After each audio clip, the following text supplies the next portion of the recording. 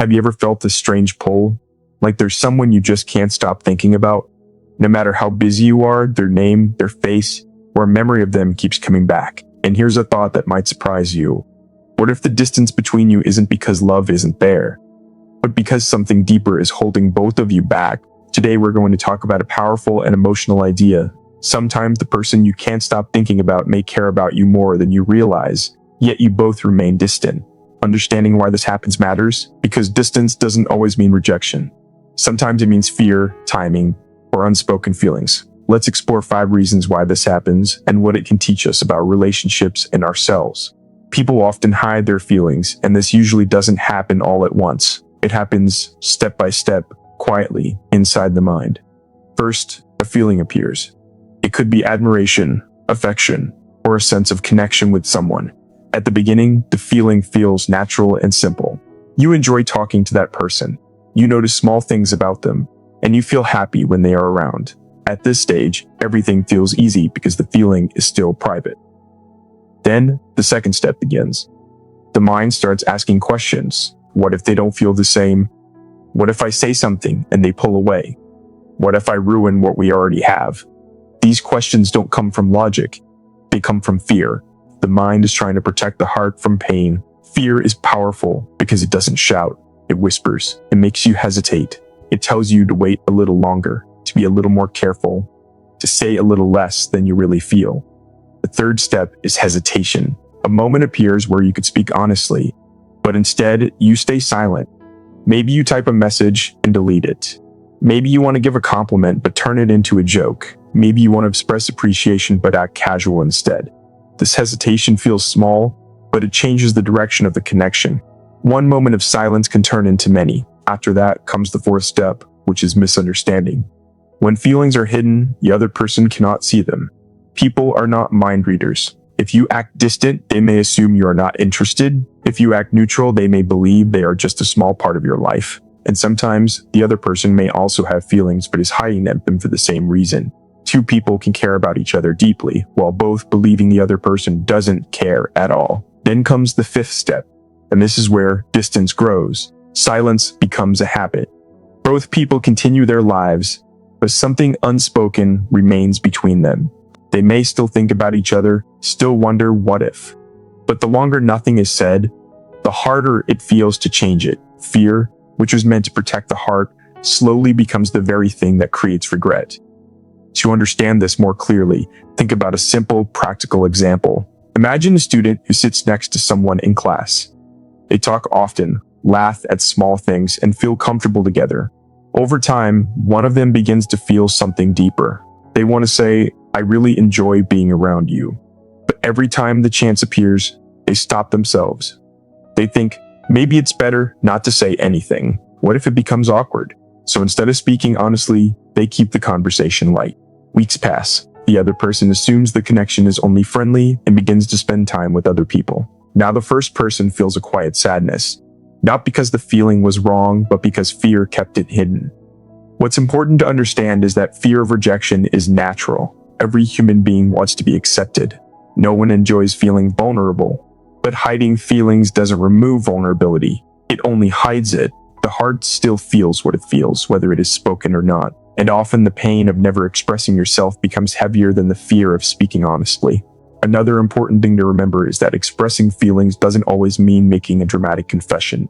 Many people think they must say everything perfectly or not say anything at all. But real communication is simple. It grows in small steps. A kind word, a sincere compliment, or a moment of honesty can open a door that fear has kept closed for a long time. Here is one actionable tip you can apply immediately.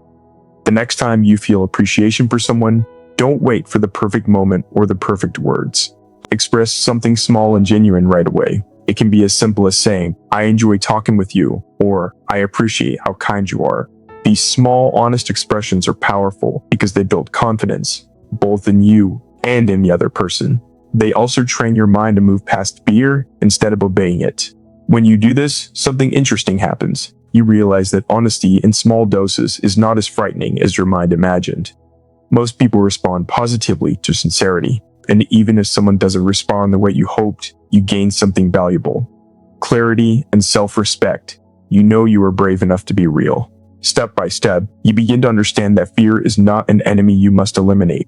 It is simply a signal that something matters to you. And when something truly matters, the most meaningful thing you can do is approach it with honesty, patience, and courage. One small step at a time. Sometimes two people can care about each other, understand each other, and feel a real connection, yet nothing happens between them. This can be confusing, and many people assume it means the feelings were never strong enough. But very often, the real reason is timing. To understand this, think about the first step. Every person is living their own life, carrying their own responsibilities, pressures, and challenges. Someone might be focused on studies, building a career, helping their family, or trying to recover from a difficult experience. When the mind is already full, even a meaningful connection can feel like something they are not ready to handle. It is not because the feeling is unimportant, but because their energy and attention are already stretched. The second step is understanding that emotional readiness is different for everyone. One person may be ready to open their heart, while the other is still trying to understand themselves. Some people need time to heal from past disappointments. Others need time to grow in confidence before they feel capable of being honest about their feelings. When two people are not in the same emotional place, even strong feelings can remain unspoken. The third step is recognizing that life circumstances can create distance even when interest is real. Physical distance, family expectations, financial stress, or personal goals can all play a role. Imagine trying to focus on building a deep connection while you are worried about exams, work deadlines, or responsibilities at home. The heart may want one thing, but the situation may demand something else. This conflict often causes people to step back, not because they don't care, but because they feel they must prioritize other parts of their life. The fourth step is understanding how easily timing can be misunderstood. When someone pulls away or seems distant, it is natural to assume they have lost interest. But sometimes what looks like a difference is actually pressure, stress, or uncertainty. People do not always explain what they are going through. They may stay quiet, hoping to handle their struggles alone. From the outside, this silence can look like rejection, even when it is not. The fifth step is realizing that timing is not always in our control. We often believe that if something is meant to happen, it should happen immediately. But real life does not work that way. Growth, healing, and stability take time. A connection that feels strong today might need months or even years before both people are in a place where they can truly give their attention and energy to it. Waiting does not mean wasting time. Sometimes it means allowing life to create the right conditions. To make this clearer, think about a practical example. Imagine two friends who meet during a stressful period in their lives. They enjoy talking and feel comfortable with each other, and there is a sense that the connection could become something deeper, but one of them is preparing for important exams and dealing with family responsibilities. They know they cannot give proper time or attention to a relationship, so they keep some distance, even though they like the other person. The other person might feel confused and think, maybe they don't care about me. In reality, the feeling is there, but the timing is not right. Once the stressful period passes, the situation can change, and the connection may naturally grow stronger. Understanding this can change the way you see distance. Instead of immediately assuming something is wrong with you or with the other person, you begin to see that life moves in phases. Some phases are for building, some are for healing, and some are for connecting.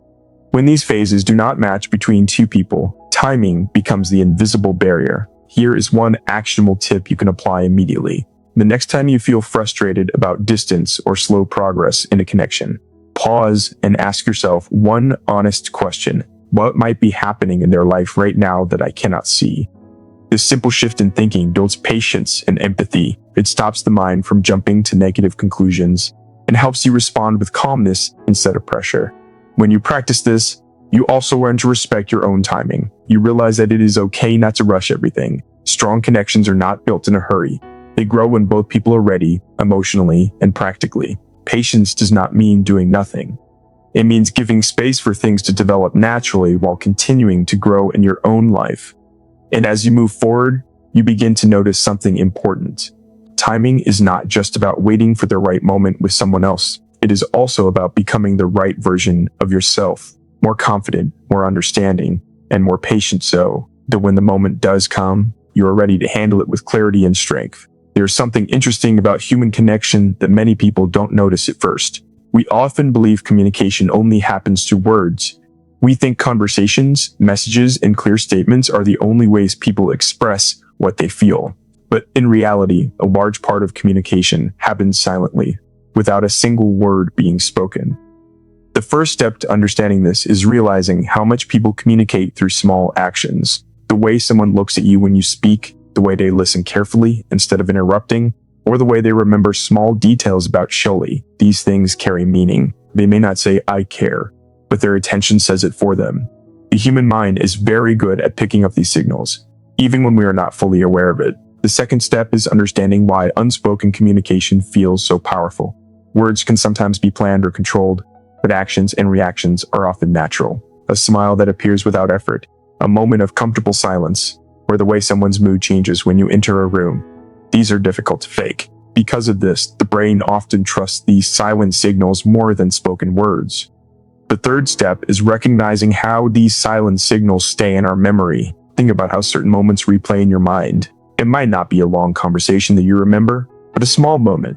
Someone laughing with you, someone checking if you reached home safely, or someone noticing that you were quiet and asking if you were okay. These moments stay because they made you feel seen and understood. The mind keeps returning to them, trying to understand their meaning. The fourth step is realizing that unspoken communication can also create confusion. When feelings are not clearly expressed, people start interpreting signals in different ways. One person may think a gesture meant something deep, while the other person may believe it was just kindness. This uncertainty can make you think about someone again and again, trying to understand what was really meant. The silence leaves space for questions, and those questions keep the connection alive in your thoughts.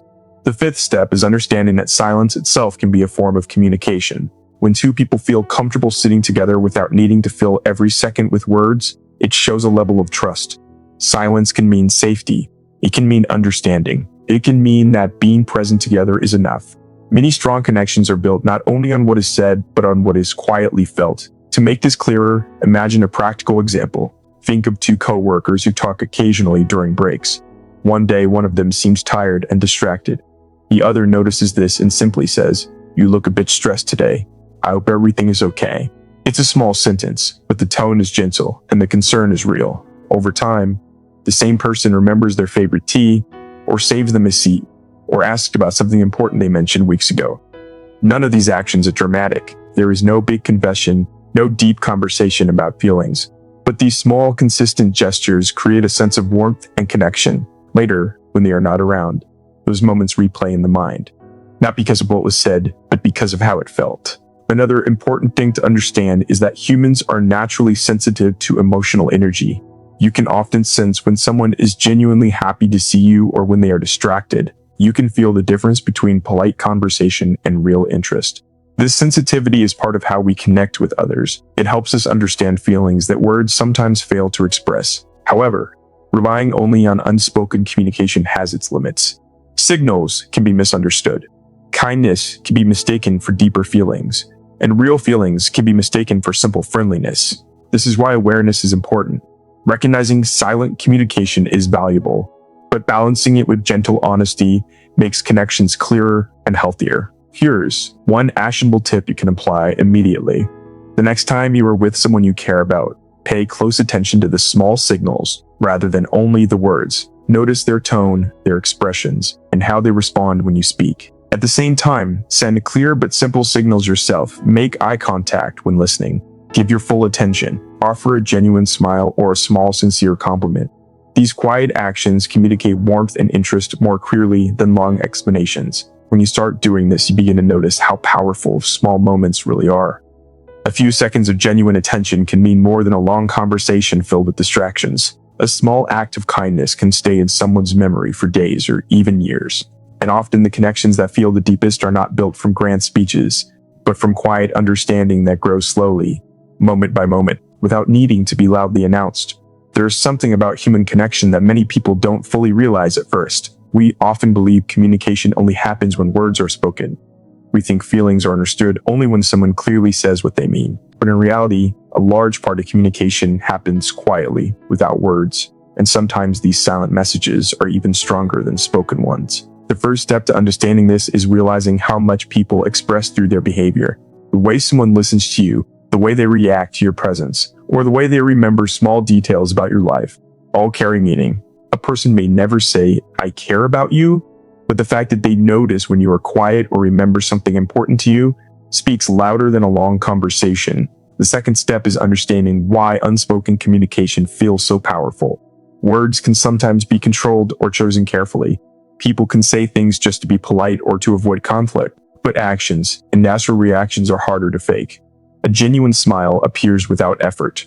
Concern shows in someone's eyes before they even realize it. The human mind is very good at noticing these small, honest signals, even if we don't consciously think about them. The third step is recognizing how these silent signals stay in your memory. Think about the moments you remember most about certain people. Often, it is not a long speech or a deep discussion. It is something small. Maybe someone waited for you when you were late. Maybe they checked on you when you were not feeling well. Maybe they simply sat with you in silence when you were going through a difficult time. These moments stay with you because they make you feel understood, and that feeling is powerful. The fourth step is realizing that unspoken communication can create strong emotional connections, but it can also create confusion. When things are not said clearly, the mind starts filling in the gaps. You begin to wonder what someone meant, what they felt, or what they were thinking. This is one reason you might keep thinking about a person again and again. Your mind is trying to interpret signals that were never clearly explained. The fifth step is understanding that silence itself can be meaningful. Many people feel uncomfortable with silence and try to fill every moment with words. But when two people can sit together without speaking and still feel comfortable, it shows a deeper level of trust.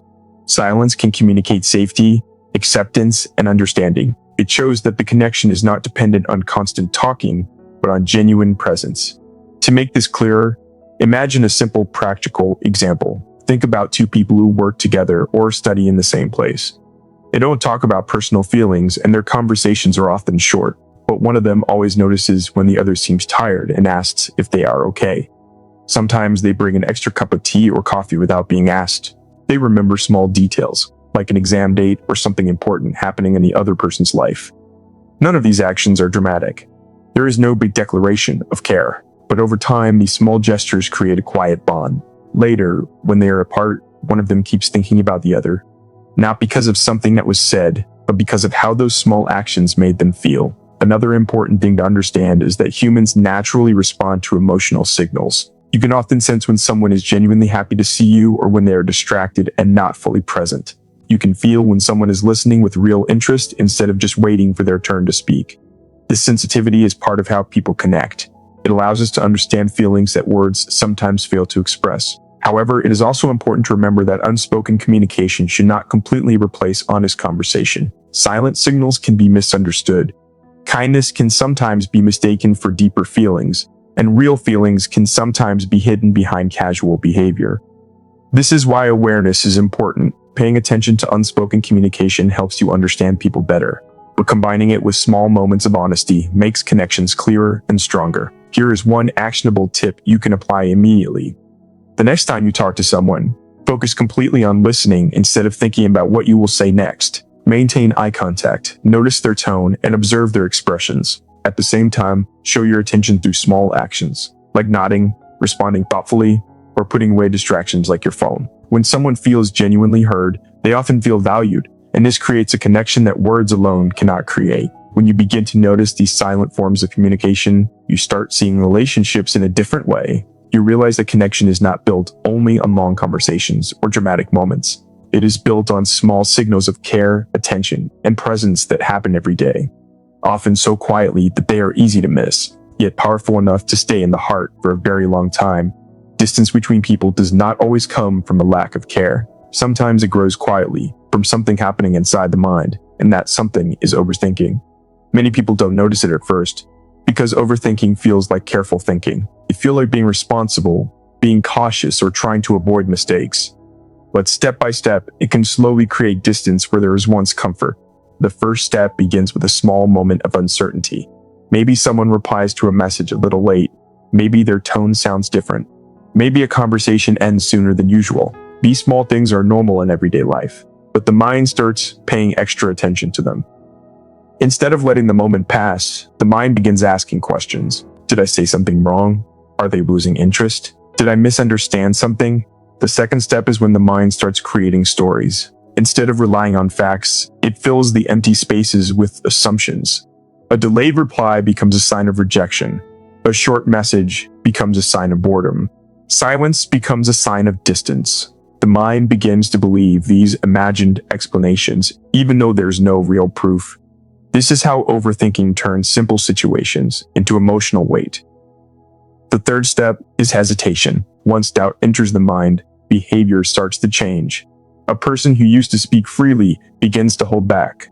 They think too much before sending a message. They rewrite sentences again and again, trying to make everything perfect. Sometimes they decide not to say anything at all, just to avoid the risk of being misunderstood. This hesitation creates less communication, and less communication creates more uncertainty. The fourth step is that the other person begins to notice the change. They may feel that something is different. They may sense that the conversation is not as natural as before. But instead of asking directly, they may also start overthinking. They may wonder, why are they quieter now? Or did I do something wrong? And now, both people are trapped in their own thoughts, each one guessing instead of understanding. The fifth step is how distance slowly forms, not because anyone wanted it, but because both people became cautious at the same time. Conversations become shorter. Messages become less frequent. The connection feels weaker, even though the original feelings may still be there.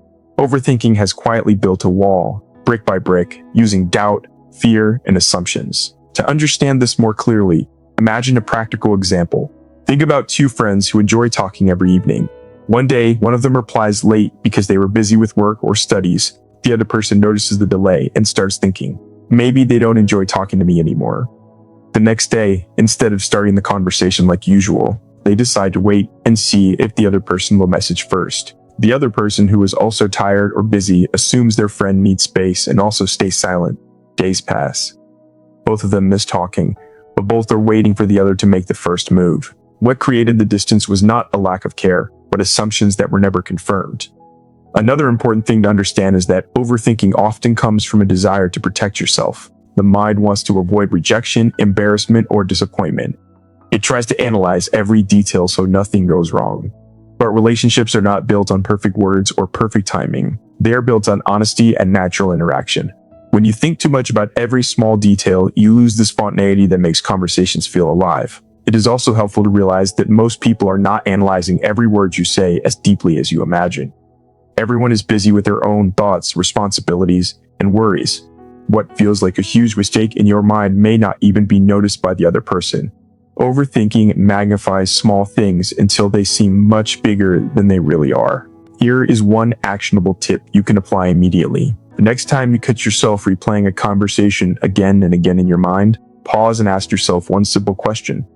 Do I have real evidence, or am I just imagining possibilities?